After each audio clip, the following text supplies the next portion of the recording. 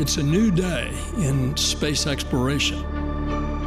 As we sail on this new cosmic sea, there's so much to learn. There's so much to be excited about. American companies will soon land payloads on the moon for the first time. These missions are really challenging and risky. They're going to help us conduct new science.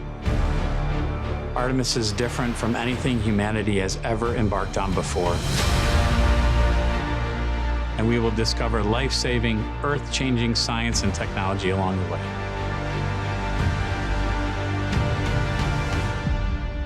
We're delving deep into what science can be achieved by humans working together with robotic capabilities and future infrastructure to support a long-term human presence at the moon. The main purpose of the International Space Station is to perform science. The fact that we'll have two companies able to provide the opportunity to reach low Earth orbit, but it'll change the way we look at how we fly to space. The more we learn about the Earth and the more we understand the processes that affect it, the better we can plan for the future. The needle-nose jet, the X-59, it will revolutionize the aviation industry.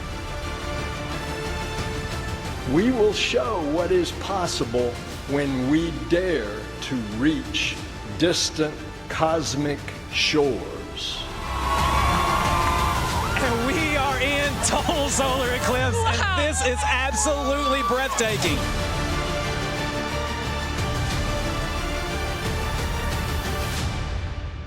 Onward and upward.